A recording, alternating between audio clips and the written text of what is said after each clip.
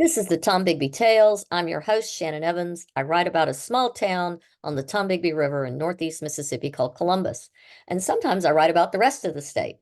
Today's podcast is about Columbus and Porch Fest, and I've brought the organizer and uh, expert extraordinaire, Alan Aldridge, on to talk about this great event that's coming up in 2 weekends.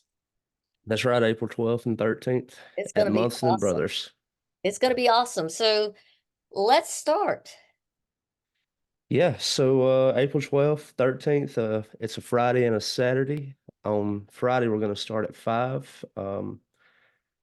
As far as parking goes, there's a lot of parking on the opposite side of the street from Munson's. It's where a lot of people use the trotter for extra parking. Also, there'll be parking over by the farmers market. I don't think we'll have an issue with that. But if you mess around, you may not get into the garden, and that may be that. I think that's a good problem to have. Yeah, I think it is too. So, so talk a little bit about how Porch Fest got started and the history of it, and tell us a little bit more about Porch Fest. Oh yeah, sure. Porch Fest was realized through the podcast. I wanted to have something in the real world that people could come out and meet other like-minded people, just people who listen to Porch Talk. And so Porch Fest was born. The first 3 years we did in my backyard in Kennedy, Alabama, and that would continue to grow to where we would have food trucks out there, people would camp, Oh, and wow. everything was it was going great, and we outgrown Kennedy in my backyard, and so I've been friends with Ryan Munson at Munson Brothers for about 6 7 years now, and I asked if I could use his place. And so this will be the second year of having Porch Fest in Columbus, Mississippi. But so the performers, the musicians, the comedians, a lot of the people that you'll see helping me behind the scenes, those are all people who have been a part of Porch Talk in one way or another. I may have interviewed them about their music or about a book they had written, like Mike Rainey. He's a comedian from Philadelphia, Pennsylvania. I asked him to come on the show almost a year ago now to talk about a book that he had written. It's called On Perks, Facebook and While Intoxicated. And it's it's No it's comment. yeah, it's exactly what you think it is. I bet it is. Knowing And his so comedy, yep. he had his comedy buddies sit in, and they made a great audio book for that. And so Oh, wow. they would read the Facebook post, and then they would try to figure out what was going through Mike's head when he wrote this. That's awesome. So I should tell some of our newer listeners that Alan has a podcast that I've guested on a couple of times called Porch Hmm. Talk. And it's about how do we talk cultural issues and music and people and the community. Eh, Yeah, and lately, it's been a good service for listeners who are just finding it. I had Jordan Hansen on. He was on CNN. They had covered his story almost 10 years ago. He had sailed across the Atlantic Ocean. They left out of New York and they were headed to the UK, mhm. and they made that. And next thing you know, they had gotten some scientists from Canada behind them, and they set up all this weather rigs and measuring the tides and the waves and everything. And they would set sail from South Africa to try to go. I think it was around Cuba or Central America. Well, they didn't make that voyage. They would capsize about 3/4 of the way, Ouch. and luckily they were able to save the boat and all the equipment, because we're talking hundreds of thousands of dollars of Hmm. scientific instruments. But and a recent listener who had just picked up the show, he was like, "Man, I don't know how I didn't know about Porch Talk for this long, but I really appreciate like just all Mhm. the spotlight that you're giving, like all these different people with interesting stories, musicians, comedians, and I'm also just, like what you do with the Blues Foundation. And I mean, y'all just recently had a big victory. You just recently got an award, right? Yeah. Well, So, the award, you talk about the award I just got, hmm. that the Oakley Award. Yeah, that was for my work in preservation of African American sacred spaces, mainly graveyards and old church records and things like that. So, and then we lost the Mississippi John Hurt Museum and his originally home, and we're still fighting that battle, and that's getting real interesting. I don't know if you listen to some of those podcasts where I I interview. have. Yeah, I've got we're getting ready to do another discussion on how no elected officials, none have responded to any phone calls, letters. I mean, we're talking nothing. Benny Thompson, anyways, but we're going to do another interview probably tomorrow or Sunday uh on an update on that project. And I just wrote an article that's hopefully going to appear in an Afrocentric newsletter news magazine that's about the whole arc of that story, which is crazy. It is absolute crazy, and I've only been involved in it for 3 years. So, and it's really interesting. I've loved doing this podcast. Between researching history and chasing down government malfeasance or people who have government money and are not using it correctly in our community, and I'm having a ball. I love doing what I do. How about you? Yeah. I mean, yeah, and like I mean, not only is the podcast entertaining, but it's also like you just said, like it's shining a light on, oh, by the way, your taxpayer dollars aren't being used the way that they should be. Yeah. And so I mean, like Porch Fest is an offering to Porch Talk for that is to have some kind of a real world impact to Mhm. give the listeners or maybe people who aren't aware of my podcast of, I think it gives a chance to create new fans and bring more people into the fold. So do you think I'd be okay if I came out there and made some little mini podcasts and talked to some of the people who are there? And I'd love for you to. okay, Love I for you guess I to. know what I'm doing this weekend or that weekend. That's gonna be fun. Yeah. I think, man on the spot kind of stuff might be interesting. I've done that a lot lately. I've got this little field recorder Uh-huh. Yeah, I have one too. Mine's right out of and my arm reach. I have the very same, is it the Zoom yeah. multifocal? Yeah, I have that too. I love it. Hmm. And so like after a musician gets done playing at Munson Brothers, if I really enjoyed their show, I'd be like, hey, won't you come sit with me out in my truck and let's do a little quick 30-minute interview. And like Wow. that on the spot, off the cuff like that, and uh talking to someone right after they get through performing, I think that always offers up Yeah. a very interesting because their brain is still going 100 miles an hour, Well, you know. yeah, and the adrenaline rush. I mean, I know you perform, I perform, we've all done, and there's a huge endorphin rush from entertaining people and knowing that they enjoyed it. And so I think, there's the back and forth between the audience, because the audience gets an endorphin rush in the moment. And then I think it just kind of, it's like it, it just hangs on, and it just builds uh, Hmm. a great feeling. It's like it's hard to cut. Like, I know if I've gone to a concert, it takes me a long time to go to sleep afterwards. And then I think when I've performed, I'm like, well, there's two things going in my head. I could have done this better, and I could have done that, and darn, I should have played that song. And then other times it's like, going, man, I nailed that. Yeah, It's like, riding that so, high.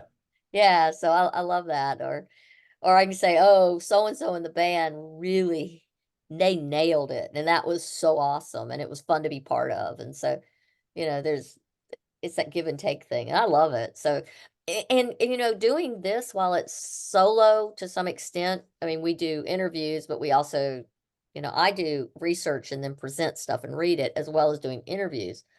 What I find, and I wonder if you do too, is that it's an interesting way to build community. And Yeah. it's more than, I mean, I've got my community here and people walk up and go, "Oh my God, you have Tom Digby Tales." But it's the bigger community. People reach out to me and the impact, and they'll tell me things that I'm like, wow, I didn't realize. I mean, I had somebody ask me today, I did a podcast last night about a particular set of deaths that happened as a result of an election in 1875 and the riots and whatnot that happened and resulted in lynchings and or just public executions. And this woman said, "Okay, I'm ready to talk about my uncle. I want to be on your show." I'm like, "Let's make it happen." I am so ready to have Whoa. her on my show. She is a professor at Jackson State. She's sharp as a tack. She's done her research. And she finally has, as a professor, she hasn't had the bandwidth because, she's got great papers to teach. She finally is, it's like she is ready. And I am super thrilled to have her come guest on my show. So that's a big deal to me. Yeah, that's what it's all about. As the show grows, and I know like you do the solo episodes where you're presenting information, and then like when you have an opportunity like that to bring someone who was actually affected by it in their own life, I think that brings a whole lot more nuance and perspective. And if the information that you're not presenting is not bringing it to life, well, here's someone who was actually impacted by it. That's what it's all about. Yeah. Well, and the other thing I love is that, I mean, I'm so happy to see Ryan Munson and his um venue, not just survive, it's thriving, it's growing, and then Hmm. that's building community. Believe it or not, it's not just a bar. I mean, there's families there. They come in and have pizza. They bring their dogs. They sit outside. There's a fire pit. There's, an outside bar area. And it's a relax is one of there is no other outside venue that I know of except Prophet's Porch, which is a restaurant that happens to serve beer. But there's no other space that you can go and just be. There are other Yeah, restaurants in town, but there's no bar like that. yeah, There's no, and just I don't know of any other place. the the inside of it has its own vibe. It almost feels like you're sitting in a friend's living room. Uh-huh. If you get over there by the couches, by the entrance, and whether you're having pizza with the family or maybe you're having a beer with someone that you hadn't caught up with in a while, Mhm. and then you have the garden if you want to go out there and catch some sunshine, or maybe there's Right. music playing Friday night and you want to step outside with that. Man, Or yeah, go sit by the fire pit and just yeah, relax, chill. yeah, or sit at the back bar and heckle the cook. I mean, whatever you want to do, Oh, right? I like that. I need to start doing that. Are you cooking? I need to go heckle you. No, anyway. Yeah, yeah, I'll be cooking tonight. But it's that feeling, is that um it, it's just a comfortable place to go. I just wish Yeah. I wish she had more selection for those of us who are gluten free. But he does have gluten free pizzas. They're good. I will say that. Yeah, the But cauliflowers. yeah, they're actually good. I can't tell.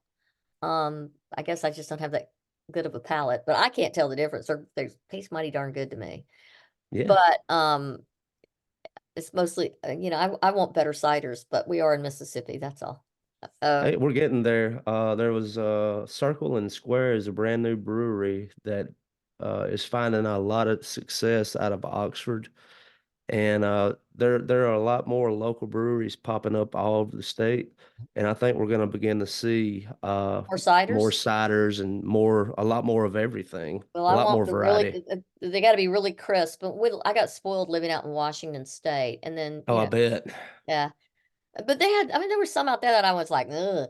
But the really crisp tart ones, and then they would have them like rhubarb ciders and blackberry ciders, and sometimes I'd hit on a really good one, and then they'd rotate the tap, and I'd be going, oh, So there was an old storefront called the Keg, and they called it the Keg and I because like the Egg and I was was a road, so they said, oh well, the Egg and I, we'll call it the Keg and I, and then you could sit outside. They had a fire pit and kind of rule, but the inside had had a lot of the same vibe that the inside of Munson's has.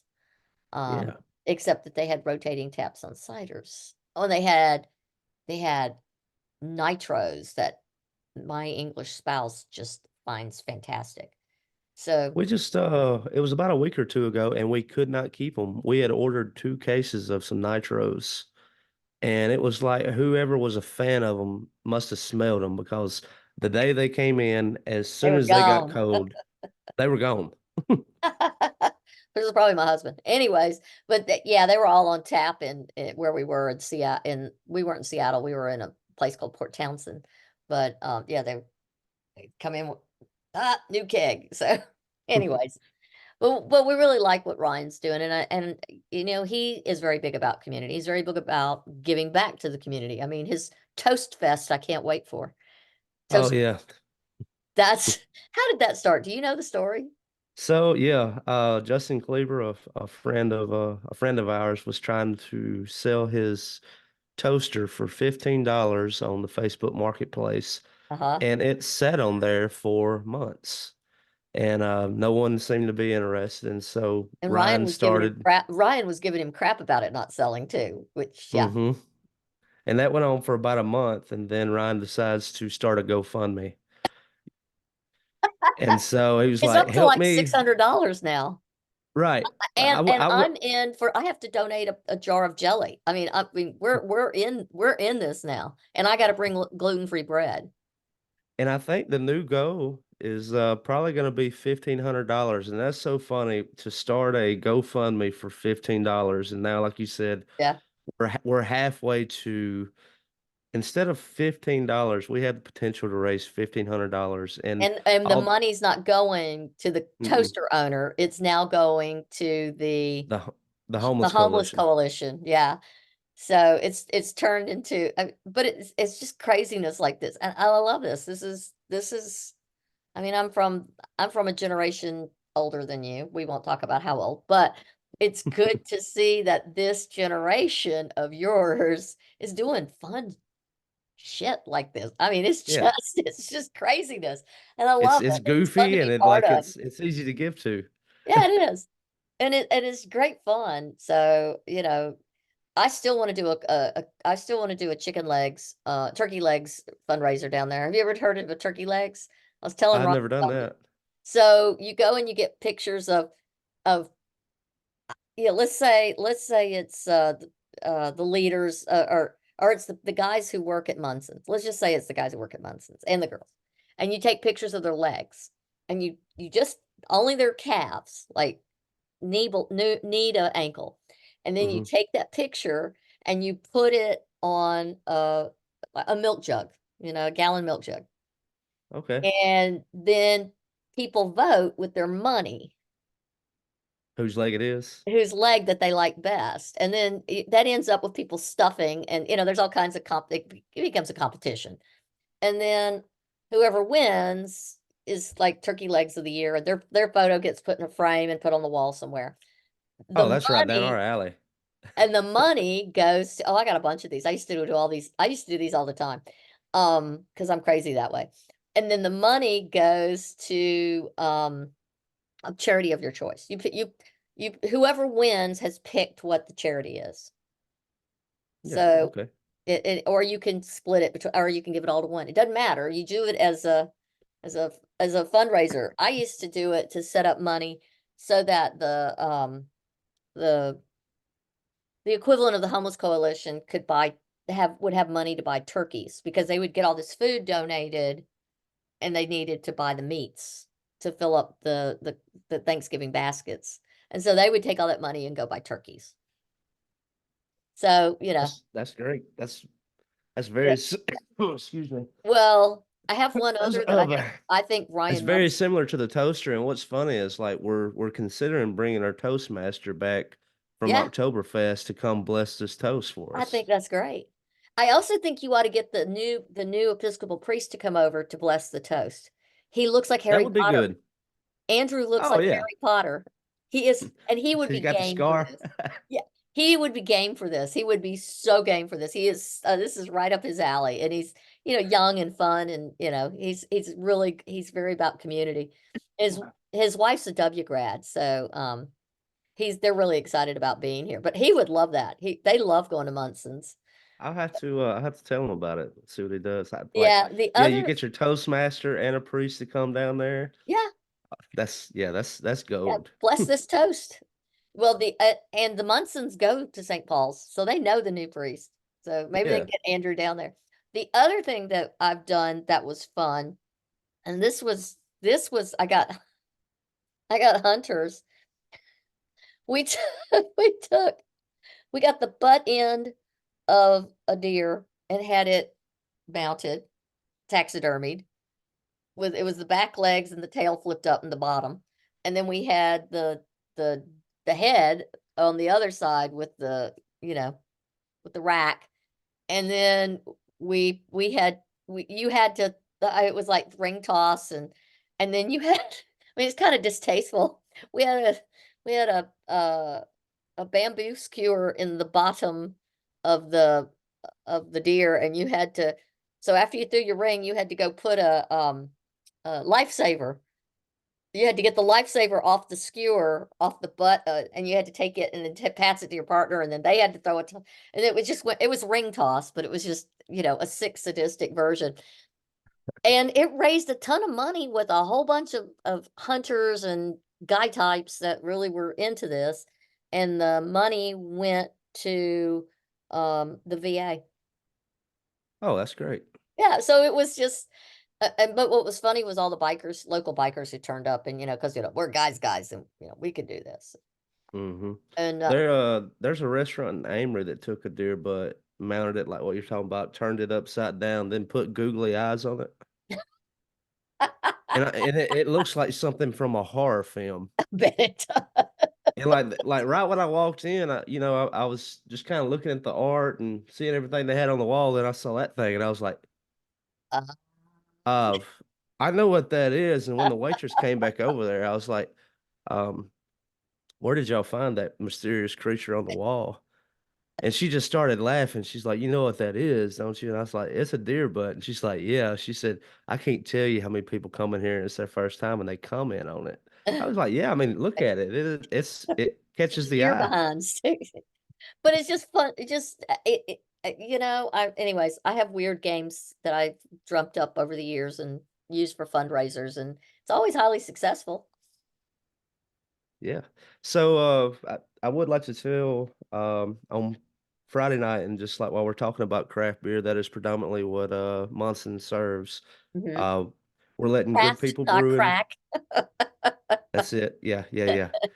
And we're letting Good People Brewing from Birmingham, Alabama. They're going to do a tab takeover.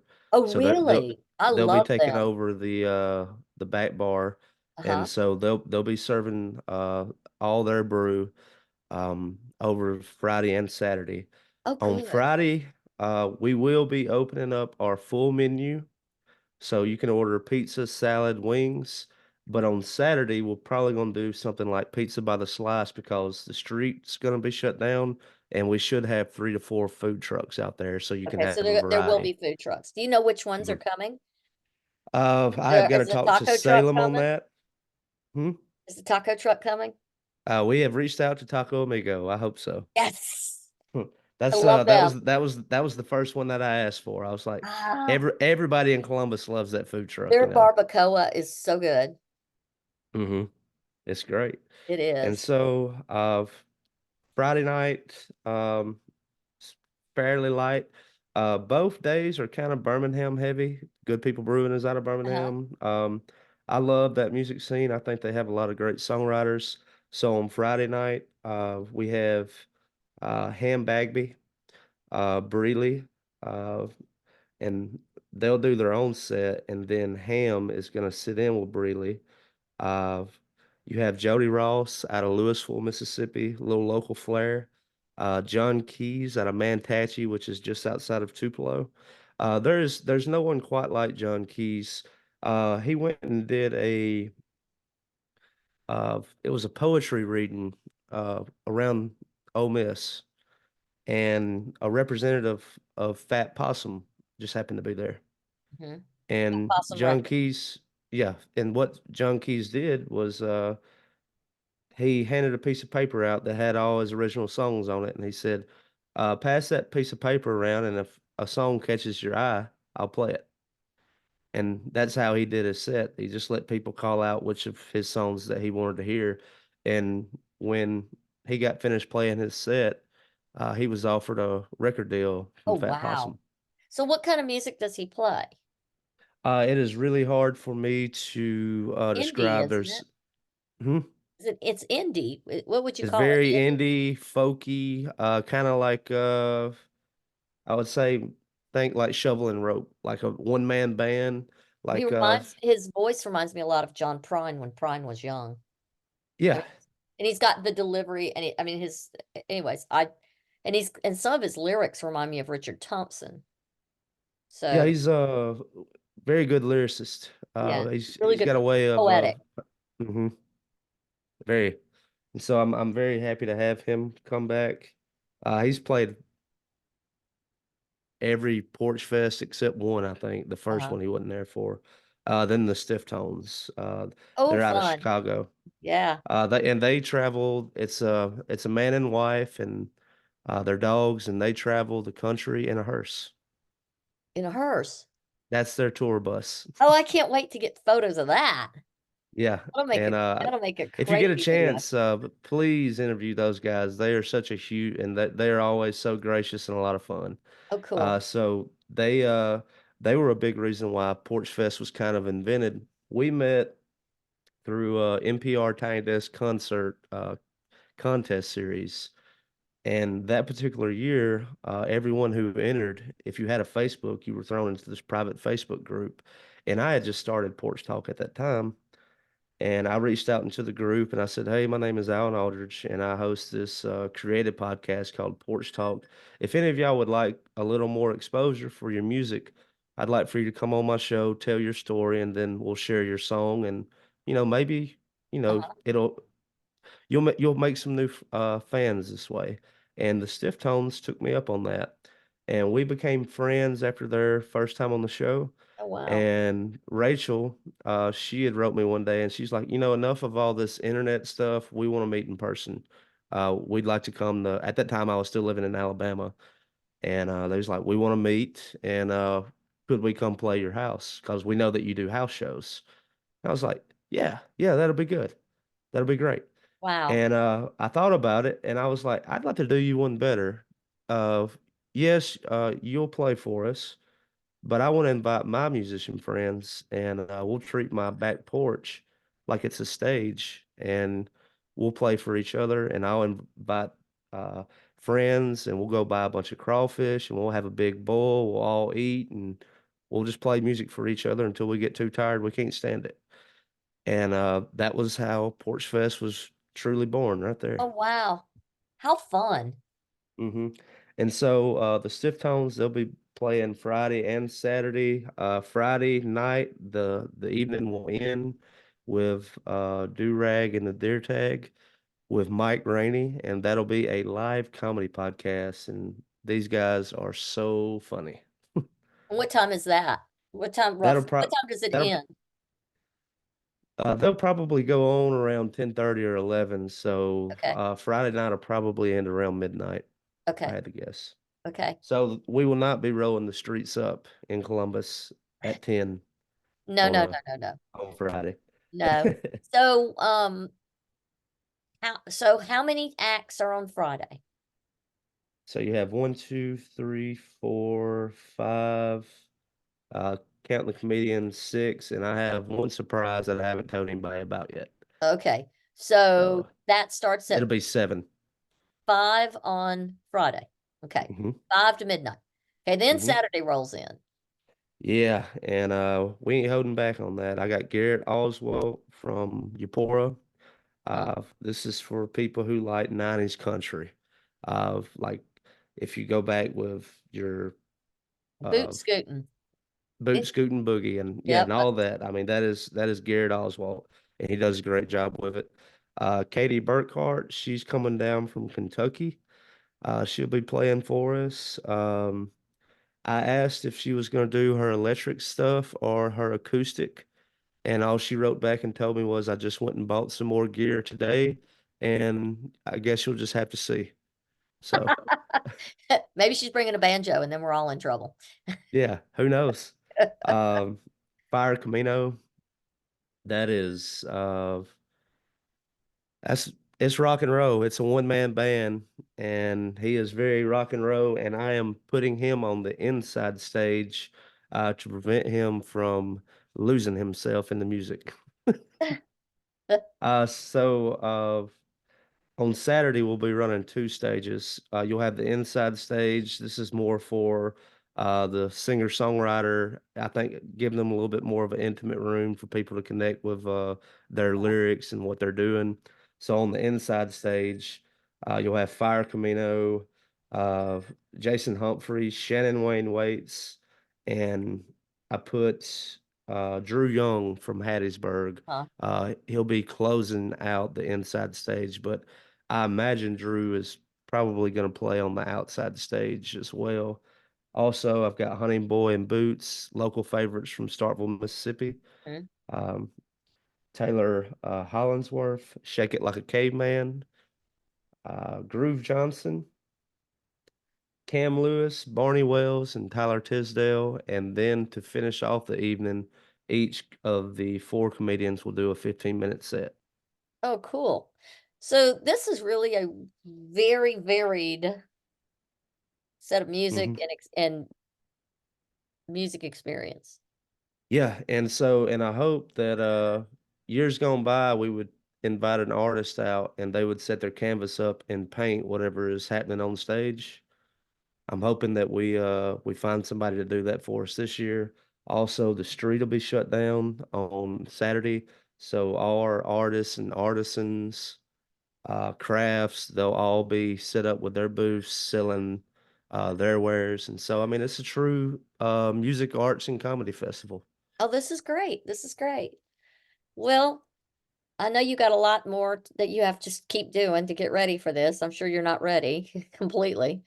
Mm-mm. So, what if you have one thing you want to leave my listeners with, what would you tell them? Hmm. I, Should they bring folding chairs? What should they do? What's going to be helpful to them? I think bringing a folding chair, even if you don't need it, that would be a great idea. Mhm. And Uh, dress for the weather because it's outside. dress for the weather, I would say, yeah, bring you a sleeve. As the sun goes down, it is April. You never know what April weather's going to be like. It could be hot and muggy, or it could be hot and then a little shower comes in and knock it down to below 60. I mean, you And really we're don't down know. on the Tombigbee River, so you're less than a half mile from Tombigbee, so you better bring some bug spray. That's a good idea too. Yeah. Uh, bring some cash with you. My musicians and the talent is being paid, but if someone plays and you're really touched by it or you like them, buy their T-shirt, buy their CD, or tip them a little bit. Uh, And that tip that your always server. helps. And tip Yeah. your server. 'Cause I can't tell you, just like with our little music community here in Columbus, of I love having people who have never played our town because I think we have such great patrons and they always take really good care of Uh, whoever's entertaining by uh, tipping them well and buying t-shirts, CDs. And so I hope that we'll continue to do that uh, and impress the people who have never come here to play. So okay, they'll come so back. two questions. Is there a cover charge? No, it's free. It's free. It's free, fun entertainment. Mhm. Now, if you It, want to it eat and drink, that's on you. I'm not paying for that. oh, fiddle. I thought you were hosting me.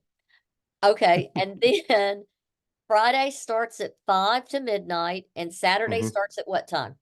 It starts at noon, so 12 to midnight. 12 to midnight. 12 to hmm 12 on Saturday. hmm Well, I think we've covered it all. Is there I think anything else so you want to too. throw out there? Uh, I think that's done it, and I appreciate like I think bringing a chair is good. Bug spray, like you said. Uh, Long sleeves, especially Saturday is a long day if you're gonna spend all sunscreen. day with us. Yeah. Uh, just treat it like you were going to your buddy's cookout all day. Okay. Well, I think that's So good. That's good advice. And bring a designated driver because that's always important in yeah. Columbus and in the county. So, Mm-hmm. all right. Well, we want to thank you for being on the Tom Bigby Tales. And Yeah. this was fun. And I look forward to our next time. But I look forward to Porch Fest on Yeah.